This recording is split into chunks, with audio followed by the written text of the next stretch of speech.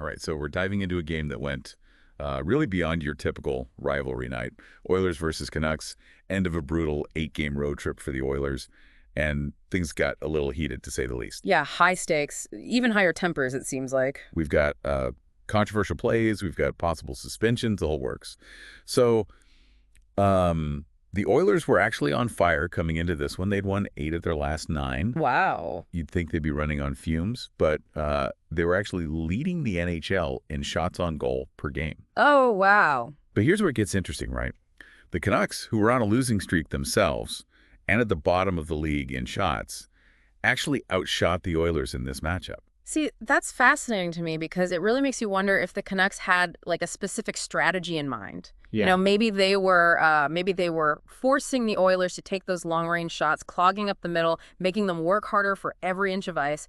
Could be a sign of that, Oilers fatigue you mentioned too. Yeah, it's possible. And even with being outshot, they almost pulled off another comeback. Dre Saddle, he scored 2 goals, kept them in it. That guy's a machine. He is. But those early power play goals for the Canucks really put the Oilers in a hole. Yeah, and I'm sure Coach Knobloch was not happy about those at all. You give any team, especially a team that's hungry for a win like the Canucks were, any kind of early advantage like that, it's a tough climb back, It is. But let's be honest, the real drama kind of started late in the game. We got to talk about that McDavid cross-check. The one everyone's talking about, yeah. Okay, so picture this, right? Final seconds, Canucks are barely holding on to a 1-goal lead. Garland is all over McDavid, like wouldn't give him an inch. And then, boom, McDavid snaps, cross-checks Garland right in the head. Match penalty, game over, and then the opinions just explode. Yeah, it's a tough one to unpack. Was McDavid provoked? Absolutely. Garland was holding him, obstructing him, classic pest behavior. But should McDavid have reacted that way? That's the debate, isn't it? It is. And Coach Knobloch, he defended McDavid. Yeah. Said it's frustrating for, arguably the best player in the league to be targeted like that, especially when the game's on the line. But on the other hand, Dre Settle called it nothing major, just hockey. It happens. Yeah. I think that's what makes this play so fascinating. Yeah. Even within the same team, you have these contrasting views, right? One guy sees it as a frustration foul. The other just sees it as part of the game's intensity. This reminds me of that incident a few years back where, hold on. Before we go down memory lane, there's another controversial play we have to cover here. Tyler Myers, Canucks defenseman, cross-checks Evan Bouchard right in the face. Oh, wow. And it's, again, seconds left on the clock. Adding insult to injury. Exactly. Now, Bouchard was chirping at Myers. And for those who don't know, chirping is basically, trash talk. Yeah. But Myers is a lot bigger than Bouchard. And instead of, say, dropping the gloves, he goes to the cross-check to the face. Not a good look. No, not a good look at all. So now we've got 2 match penalties, McDavid and Myers, both facing possible suspensions. What do you think the Department of Player Safety is going to do? Oh, man, the Department of Player Safety, who knows? It's like they can be so unpredictable, We can speculate all day long based on past decisions, but they always throw us a curveball. Yeah, it's true. Okay, so before we get lost in all this drama of these plays, let's zoom out for a second.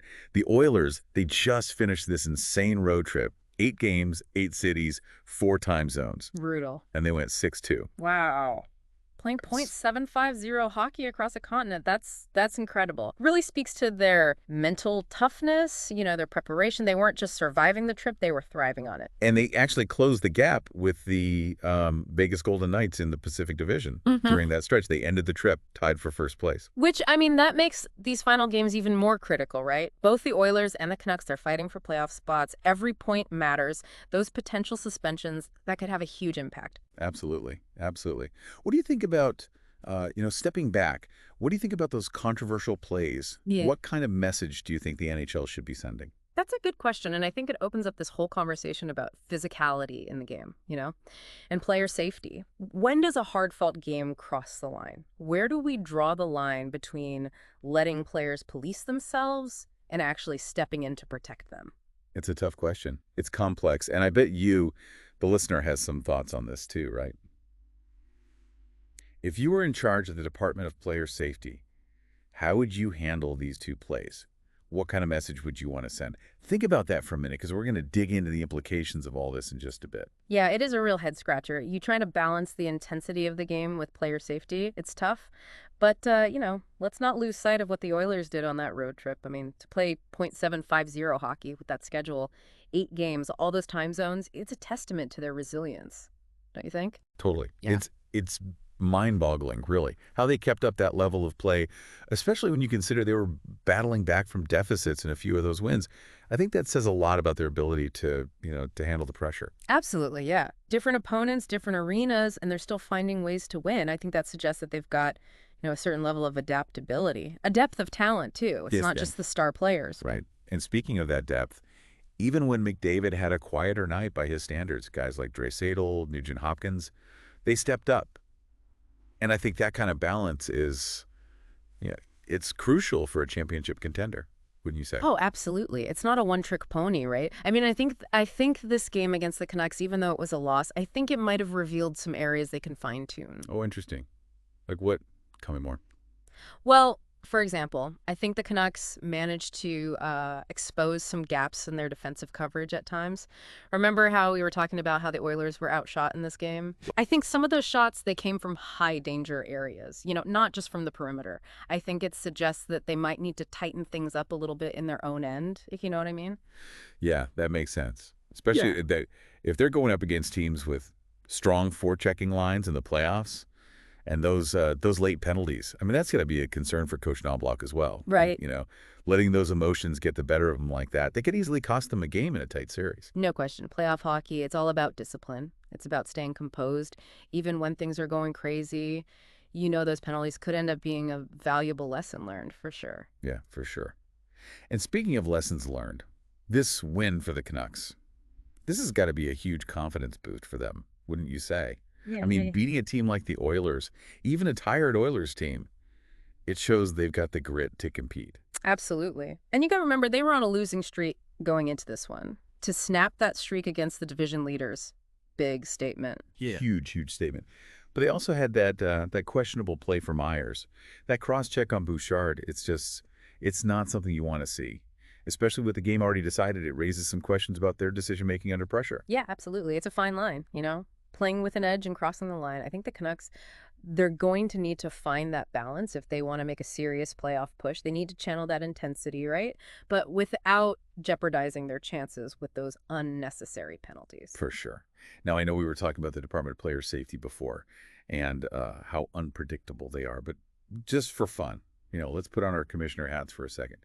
If you were in charge of discipline, what would you do about those McDavid and Myers plays? That's a tough one. I think you have to consider the context, the intent, the potential for injury. With McDavid, no doubt he was provoked. Right. But that cross-check to the head, it's dangerous. You have to send a message, right? Those kinds of plays, they're just unacceptable, even in the heat of the moment. Yeah, I think I agree with you there. Player safety has to be, it has to be the top priority. But what about Myers? I mean, it was a cross-check, but it wasn't to the head. And it came after Bouchard was chirping at him a little. How much do you, factor that in? It is a balancing act, isn't it? You don't want to completely, stifle the physicality of the game, but you have to protect the players. In Myers' case, I think a fine might be appropriate. Sends a message, retaliation's not okay, but you're not taking him out of the lineup for a crucial game. Yeah, it's almost like, we hear you, but don't do it again. Exactly. Seems like a reasonable approach. But what do you think, listener?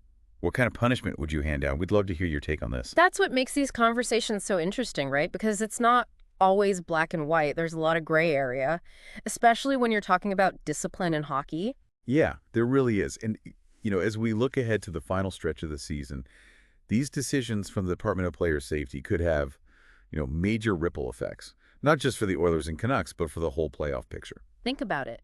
A suspension for McDavid, that could shake up the scoring race. It could impact the Oilers' seeding. It could even affect, their chances of winning the cup. It's a lot of weight to carry for a single decision. And for the Canucks, a suspension for Myers, that could derail their late-season push for a playoff spot. Every game from here on out, it's going to feel like a must-win for them. Absolutely. And the intensity is just going to keep ramping up, right, as we get closer to the playoffs. And this game between the Oilers and Canucks, I think it was just a taste of what's to come.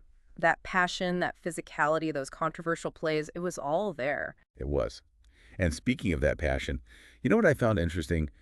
Coach Knobloch, after the game, he was talking about how important it was for his team to close out that road trip on a high note, even with the loss. He said it was about sending a message, not just to their opponents, but to themselves. What do you think he meant by that? Oh, I think he was trying to emphasize that even though they lost this game, they still accomplished something special on that road trip.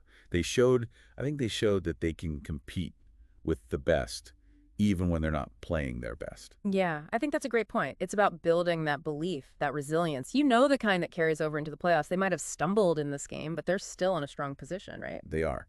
And for the Canucks, I think this win, it gives them a sense of hope, maybe a belief that they can turn things around, make a run at the playoffs. It might be the spark they needed. Yeah, it's like they've been given a second win, right? Now it's up to them to capitalize on that momentum. And, sometimes a controversial game like this, it can be a galvanizing force for a team.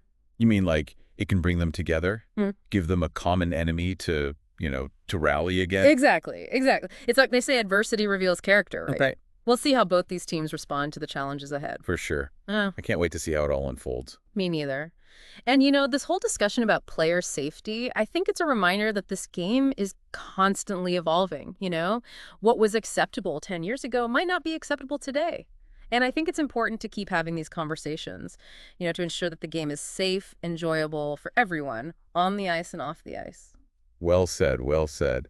And to you, our listener, we hope this deep dive has, provided some food for thought. We've analyzed the Oilers' impressive road trip.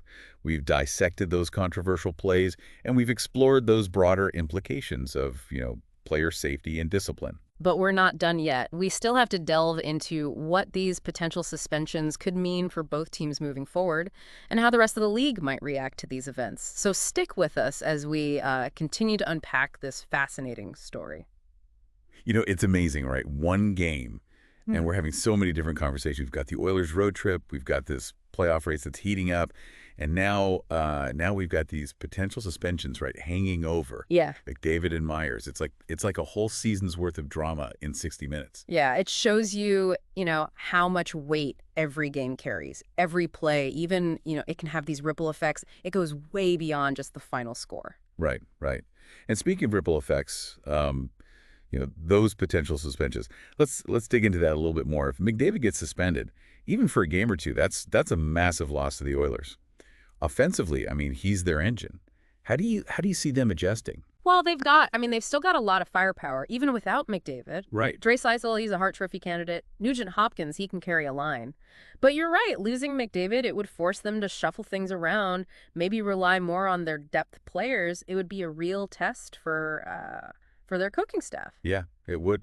And on the Canucks side, if Myers is suspended, that weakens their defense. Yeah. Which, let's face it, has been, a bit of a weak spot for them this year.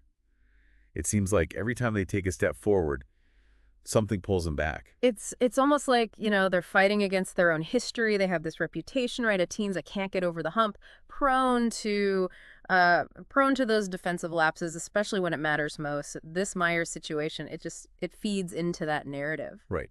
And do you think there's a mental side to it? Like maybe a little bit of self-doubt creeps in, especially when things start to go south? I think so, yeah. It's like that old saying, right? Confidence is contagious, but so is the lack of it. And when you're in that mode where you're always battling back, trying to prove yourself, that takes a toll. Maybe it's time for the Canucks to think about working with a sports psychologist, Address that part of their game. That's an interesting thought. You mentioned earlier that this could be a turning point for the Canucks. But, with the possibility of Myers being suspended, do you still think they can keep that momentum going? It's definitely going to be tough, no question. But we've seen them, right? They've had those moments, those flashes of brilliance where they look like a real contender. If they can find a way to string those moments together, build on this confidence, then, hey, maybe they can surprise people. And maybe that's the bigger takeaway from this whole Oilers-Canucks thing, right? Yeah. It's a reminder that things aren't always predictable. Right. We can look at all the stats, we can break down the plays, try to predict what's going to happen. But, at the end of the day, there's always there's always that X factor, something that can change everything in a second. And that's what makes it so exciting. Right. So as we wrap up this deep dive, I got to say I'm excited. We've got two teams. They're fighting for their playoff lives. We've got potential suspensions, and it just adds this whole other layer to it. And the league itself, it's always changing. I can't wait to see what happens next. This is the beauty of it, right? The unpredictability, the passion, the stories. That's why we love this game. Couldn't have said it better myself. Mm-hmm. So to you, our listener, we hope you enjoyed this deep dive. We went into the Oilers, their resilience. We looked at the Canucks, that search for consistency. We talked about those big questions about player safety. And as always, we encourage you to think critically, keep asking questions, and keep that conversation going. Because that's what it's all about. It's about loving the game, understanding it, and, sharing that passion with others. We'll catch you on the next deep dive. Until then, stay curious and keep your stick on the ice.